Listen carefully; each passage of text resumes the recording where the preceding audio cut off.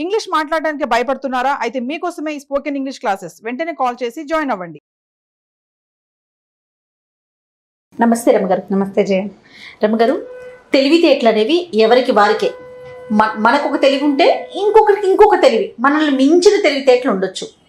కానీ తెలివి తక్కువతనంలో కూడా ఇలా ఉంటారా? అంటే ఒకడు తెలివి తక్కువ అనుకోండి, వాడికన్నా తెలివి తక్కువ, వాళ్ళకన్నా తెలివి తక్కువ, అలా కూడా ఉంటారా రమగారు? ఎందుకుంటారు, బోళ్ళంత మంది ఉంటారు. అవునా? ఇప్పుడు మనం ఒకళ్ళని చూస్తాం అనుకుంటాం, ఒకళ్ళని చూస్తాం. మనం ఒక అత్తగారి కథ చెప్పుకున్నాం కదా, అల్లుడికి మర్యాద చేసింది అంటే దొంగకి మర్యాద చేసిన అత్తగారు. ఎక్సలెంట్ స్టోరీ రమగారు. ఇప్పుడు అంతకంటే తెలివి తక్కువ వాళ్ళు, అంతకంటే అమాయకులు, అంతకంటే లోకం పోకడ తెలియని వాళ్ళు, ఏ పని ఎలా చేయాలో అర్థం కాని వాళ్ళు బోళ్ళంత మంది ఉంటారు జయ. ఇప్పుడు తెలివి గల వాళ్ళు ఎలా ఉన్నారో తెలివి తక్కువ వాళ్ళు కూడా ఉంటారు. వాళ్ళు బతికేస్తారు, వీళ్ళు బతికేస్తారు. ఇప్పుడు తెలివి గల వాళ్ళు తెలివితో బతికేస్తారు, తెలివి తక్కువ వాళ్ళు వాళ్ళ అమాయకత్వంతో మిగిలిన వాళ్ళ సహాయంతో బతికేస్తారు. హాయిగా లోకం పోకడ తెలియదు అనుకో, ఎంత హాయిగా ఉంటారో. తెలివి గల వాడికి అన్ని కష్టాలే, తెలివి తక్కువ వాడికి ఏ బాధ లేదు, హాయిగా హ్యాపీగా ఉండిపోచ్చేటారా. మందమతుల కథలు బోల్డ్ అని ఉన్నాయి మన దగ్గర, తెలివి తక్కువ కథలు. అదొక కథ చెప్పాం కదా.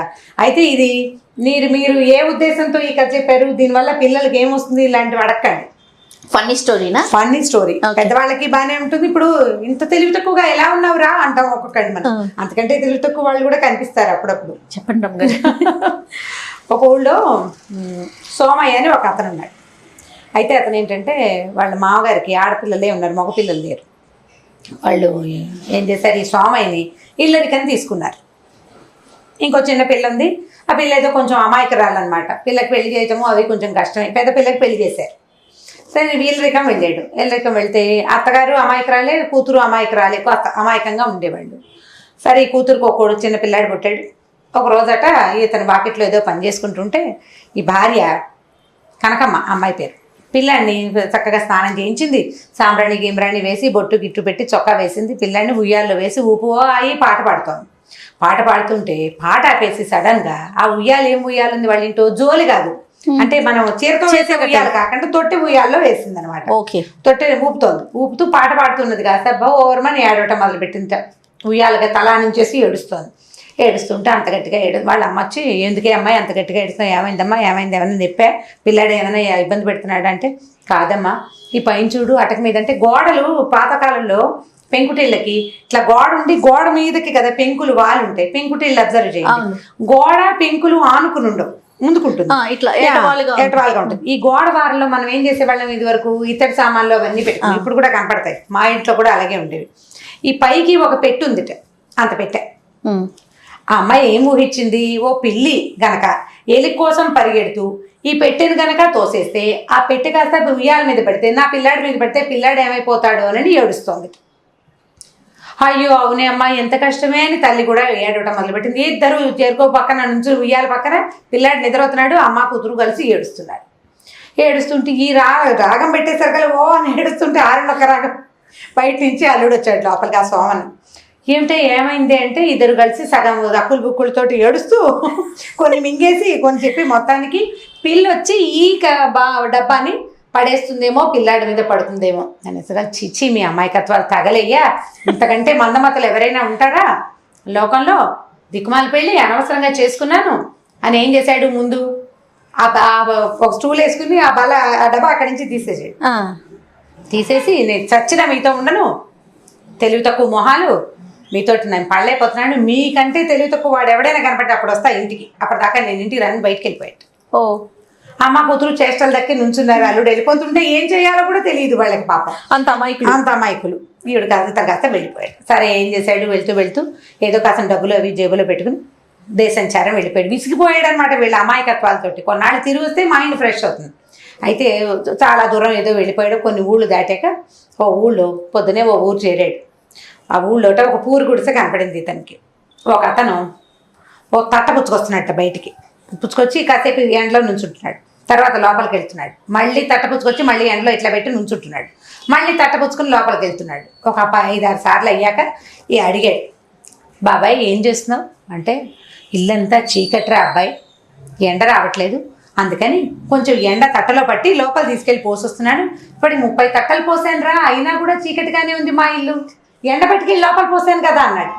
అనేసరికి వీడు సరే కోరి వీడి తెలివి తక్కువతాను అని. సరే ఇలా కాదు బాబాయ్, ఓ గుణపం ఉందా మన ఇంట్లో అన్నట్ట. ఉందిరే అబ్బాయి, ఎందుకు లేదు నాయన, ఎన్ని రోజుల నుంచో ఈ ఎండని ఇంట్లో పెట్టలేక చచ్చిపోతున్నాను రా, అస్సలు వెలిగే లేదు అన్నాడు. నువ్వు ఉండు నేను చెప్తాను, గుణపం పట్టరా అన్నాడు.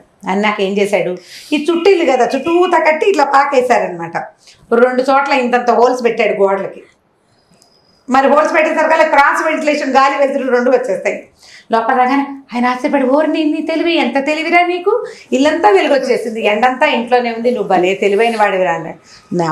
నా తెలివితేటలు భలే కాదు, నీ తెలివి తక్కువతనం భలేగా ఉందని సణుక్కుని మీరేం చేశాడు, వాళ్ళ ఇంటో ఆ పూట అన్నం తిని వెళ్ళిపోయాడు. నా పెళ్ళాం కంటే తెలివి తక్కువ వాడికి కూడా కాపాడాడు. సరే అక్కడి నుంచి ఇంకా 2-3 ఊళ్ళో ఇంకా తిరగాలని ఉంది అతనికి. వెళ్తే ఓ 2-3 ఊళ్ళు దాటాడు. అక్కడ ఏదో తిన్నాడు కాయకసరు.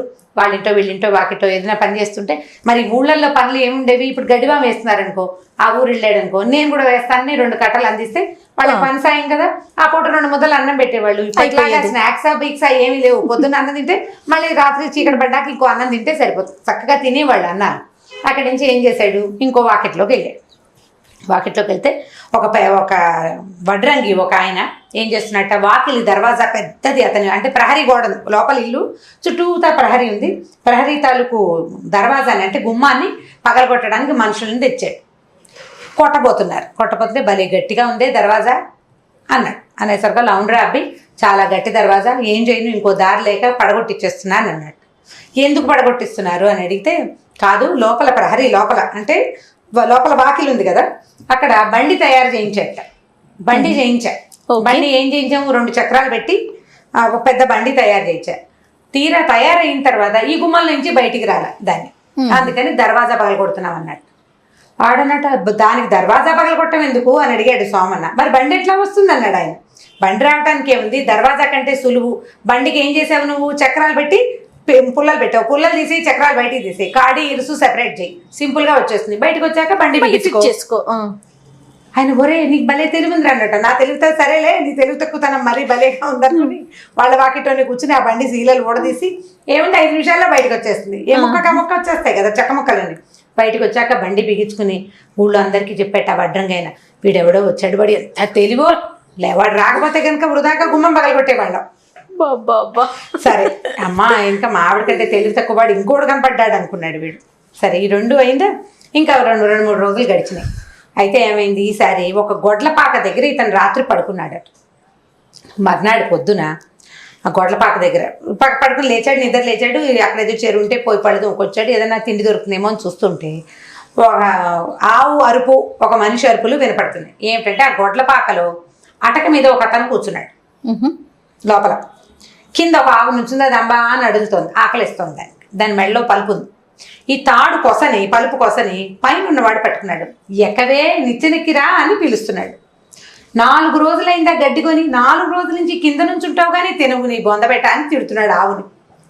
ఆకలితో నుంచి ఉంటావు కానీ పైకెక్కి తిననే ఎన్ని విధాలు పిలిచినా రావు కదా, నేను ఎక్కినట్టుగా ఎక్కేసే నిచ్చెన పైకి రా అని పిలుస్తున్నాడు.